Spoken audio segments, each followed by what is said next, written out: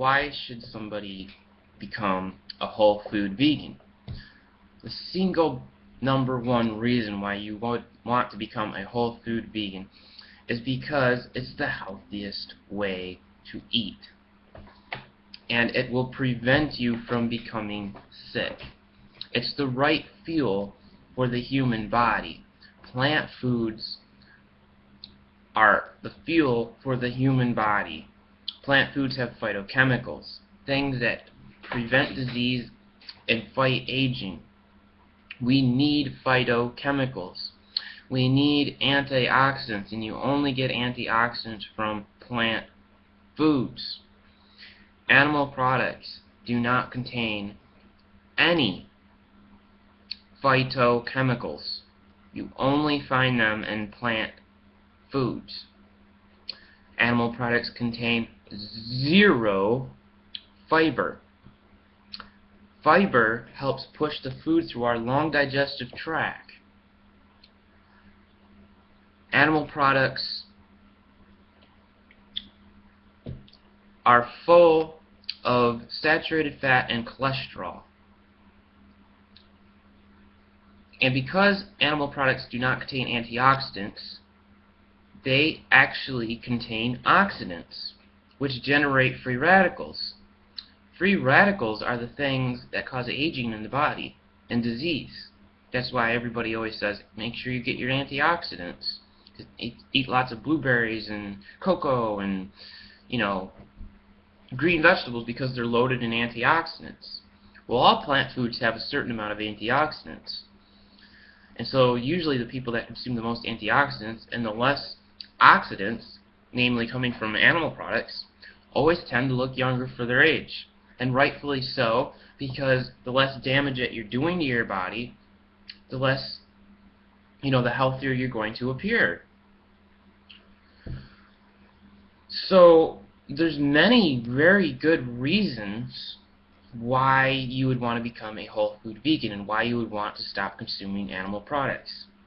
There's all kinds of really good reasons. Another really good reason is that animal products usually are coming from big factory farms. They're treated very poorly and they're fed an unnatural diet. So when you eat them, you're eating all that junk that they ate. And you're getting all the toxins in their flesh. And then your body has to work extra hard to try to detoxify all of that extra crap that you just consumed by consuming the meat and the milk and the eggs and the fish. Fish is also now loaded with mercury, heavy metals. So our bodies are already overburdened because of this polluted earth that we live in. So now your body has to work overtime to try to detoxify you from all these other heavy metals and pollutants and things that you're ingesting from consuming dead flesh. And that's all it is, dead flesh. So there's that reason. The other thing to consider is that if you eat something dead, does not that produce death? And if you eat something that is fresh and living, not to say that plant foods are living, but still, eating a banana, for example, a banana, doesn't require having to kill anything. It just requires having to pick it off of a tree. And so, in essence, you're actually eating something that is going to produce life. Usually, fruits contain seeds, and even though this banana doesn't contain a seed, most fruits and things contain seeds, and if they fall to the ground, they, reproduce and bear more fruit. So the point being is that if you eat death, you produce death. If you eat life, you produce life. And you can't really eat living food because that's essentially what raw food is. Like sprouts. Sprouts are actually living. They have all of their enzymes and they're sprouting. They're alive if you want to think of it in that sense. So, not only are you consuming death by consuming animal products, but you're also consuming all of their pain that they went through when they did die as well. I believe that affects our mental state in some negative way. You know, when you start consuming a whole food vegan diet, you do become more positive. You have a more positive energy around you, and you're more compassionate now. And you don't take things for granted because you understand, gee, I don't have to get all my nutrients from a piece of meat. I can get them from planet Earth because that's where the other animals got their nutrition from. And another reason not to consume meat, and perhaps not so much meat if you're not willing to completely eliminate it, is the fact that, you know, even if you take a look at carnivores, a lot of true carnivores don't even consume meat every day. Yet human beings consume it like 3 times or more a day, which is unnatural. It's not even normal. And it's very unhealthy. Another simple observation is just to take a look around, you know, at people that consume the most animal products. The ones that consume the most animal products, full fat, dairy, butter, cheese, meat, beef, all these things, fish, eggs, bacon, pork, you know, they're overweight. They're overweight, guys. Weston A. Price Foundation, look at them. They preach to consume a really high animal-based food diet. Well, frankly, they're overweight, and being overweight is not healthy, okay? When you listen to somebody and they're talking about nutrition, they should appear thin, trim, and look healthy. They shouldn't look fat. And I'm not trying to be mean or anything. I'm just pointing out that observation for people to consider. We shouldn't be carrying around all this excess weight. It's not normal, it's not natural, it's not healthy.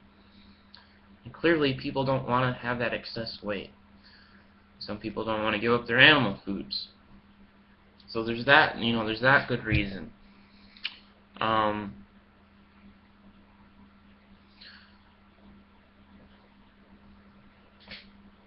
So, you know, and another point to consider is that, you know,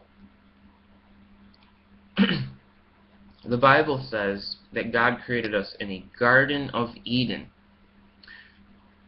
He didn't create us in a slaughterhouse.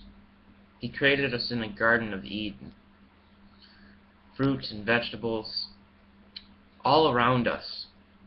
And that's what we consumed. That's what all the animals consumed. Even the ones that had sharp teeth, like lions. Yes, even the animals today that have really sharp teeth and are carnivorous used to be herbivore. You see, when Adam sinned, that brought death into the world. That was the curse.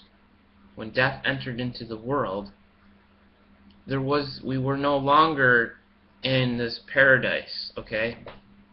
Adam and Eve got kicked out of the Garden of Eden. Animals started attacking each other. They started killing each other and eating meat. That's not original. That's not normal. That's not how God originally set it all up. Genesis 1:29 says that all animals and humans were consuming plant-based foods, and that was to be their meat. In fact, the word meat in the Bible actually would refer to vegetable matter, and that was what was considered food. And even our anatomy is that of an herbivore, not a true carnivore. We don't have claws. I can't jump on top of an animal and start ripping out its flesh, and I'm not even naturally inclined to want to do so in the first place. I don't have the features, obviously, and neither do you. But we don't have even that natural inclination to want to do something like that. It's repulsive to us. Clearly, when we go by a dead animal on the side of the road, it's repulsive to us. It stinks, you know. We want to avoid it because we know bad. But when we see vibrant, beautiful colors, you know, and things on trees, that looks very appealing to us, and we are more naturally inclined to want to pick it up and eat it because it doesn't involve having to kill anything. And you know, we have the digestive tract and the teeth and everything to consume plants. And it's a beautiful thing once you learn and understand this and accept that.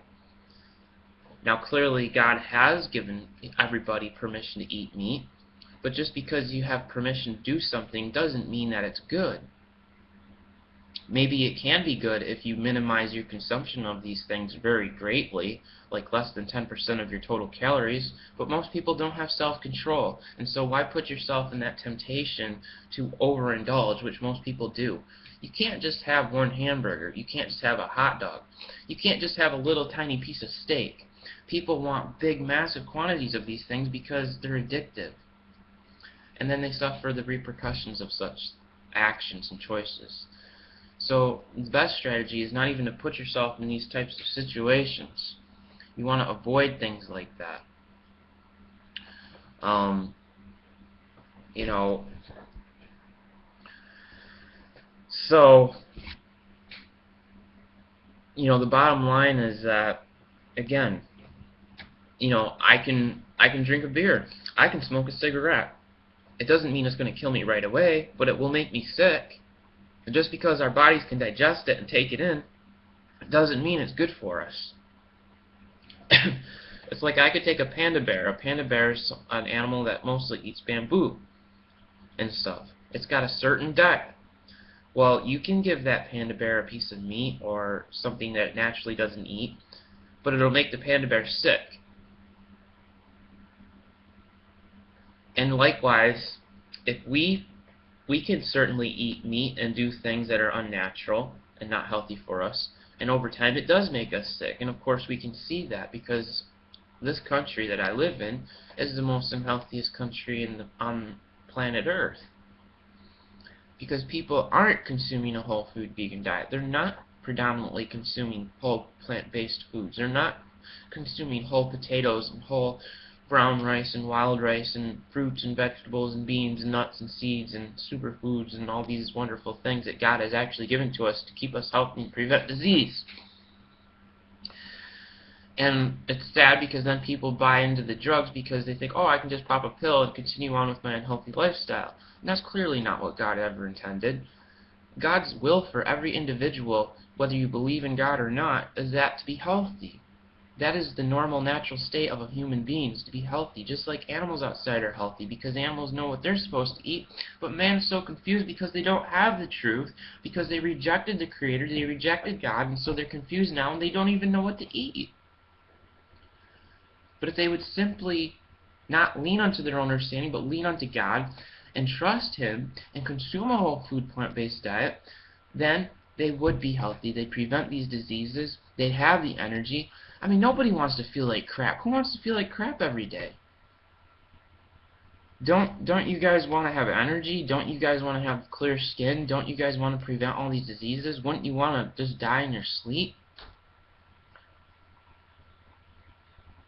And if you do, then ask yourself, why am I eating all these unhealthy things? If you really love yourself, shouldn't you want to take the best care of yourself? Just like people take good care of their cars or other things that they have, but they so often neglect their very own bodies.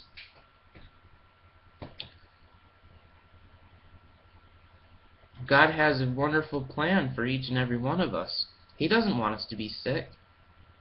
I know it because Jesus went around and had compassion for the sick. He healed the sick. He doesn't want people to be sick. No. And I'm not saying to eat meat or animal products is a sin and that it's completely wrong. But you see here, guys, is that it's this overall excessive consumption of such things that make people sick because it isn't really our natural original diet.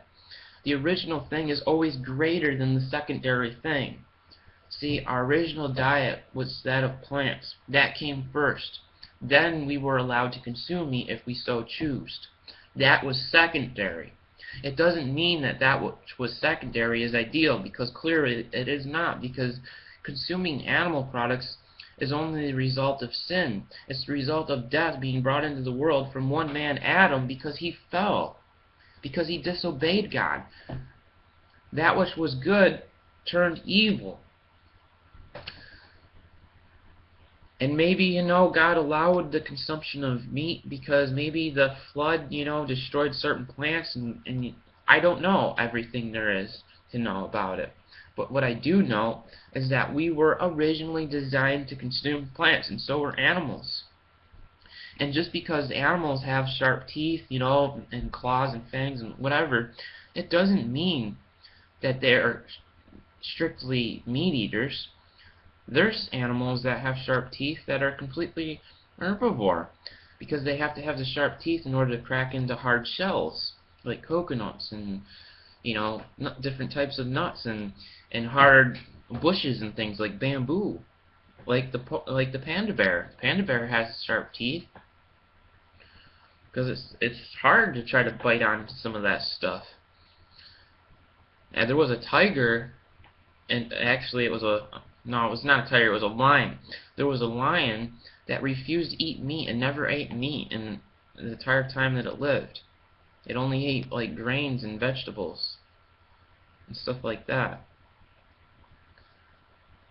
And it's just actually a confirmation that originally all the animals were herbivore. Before there was death, before there was killing, before there was murder, before there was all of this, disease and suffering and death and all that. So my message then is that in order to feel good, to have energy, to prevent disease, you have to consume the right fuel. You wouldn't go put water or Kool-Aid into your gasoline engine.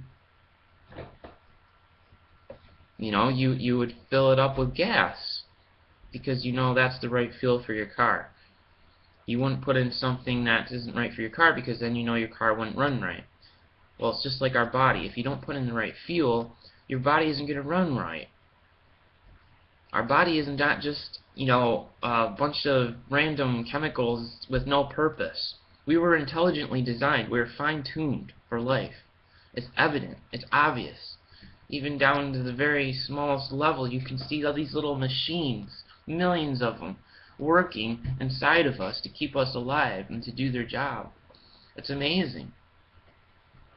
And you need all the different things in a whole food, everything's in here. It's like a complete whole food package. You get all the vitamins and minerals, everything's in here. That's complete for you. It's not like something, where you take some nutrient out of this and you isolate it and you put it in a pill. That's not normal, that's not natural. Everything should be in its whole food state, because that's what's biocompatible for us humans. Animals don't have hospitals. Animals don't take pills. Animals don't take drugs. They're just eating their natural diet because they know what they're supposed to eat. And I believe that we've separated ourselves so much from the Garden of Eden. We're so disconnected from nature that we've forgotten these concepts. And as a result, we're sick. And more than ever, we reject the very one who created us. Because ultimately, if there's no God, there is no hope. There is no justice. And on the surface, atheism might sound really good to solve all your problems, but it doesn't solve those children that are born with genetic defects, or people that have their families' brains blown in. Because at the end of the day, atheism offers no hope for those people. It offers no justice for what those people have done to those ones that you love. But if God does exist, there is hope. There is justice. So that, I encourage every single person to become a whole food vegan. It's the best way to eat. And if you do choose to consume animal products, get them from a farm and minimize your consumption of them greatly, because this idea that you need to consume massive quantities of these things is ridiculous. It's not even based on science. So it's really up to you. What do you want in life? Do you want a high quality life? Do you want to be healthy? Or do you want to just get by and be able to eat whatever you want and then suffer the consequences? That's your decision. I'm just letting everybody know that, hey, you want to eat your meat? well, this is what is going to happen. Not saying that it will absolutely happen, but there's a good 98% chance that it will. Because studies have shown that the more animal product consumption that you consume, the more cancer you have, more heart disease you have, more diabetes you have, and on and on and on. And the dairy, most people in the world can't even digest dairy. And it should be common sense to people that, hey, maybe we shouldn't be drinking milk into our adult years, and especially from another species. Maybe as a survival food it would be okay if there was nothing else, but something that we believe that we need every day because the dairy industry tells us, that's nonsense. And it's caused so many people breakouts and acne, little kids, young people. They already have low self-esteem as it is. They don't need all these other diseases plaguing them. And because they've gotten bad information and been lied to and say, oh, you need to take 1,200 milligrams of calcium for strong bones, yet there's studies showing that African bushmen that consume less than 300 milligrams a day of calcium have one of the strongest bones in the world and the lowest rates of osteoporosis. So consider these facts, and I'm sure that I will be making a lot more videos on all of these topics. So with that, thank you for watching this video. And if you like it, please like, favorite, and subscribe.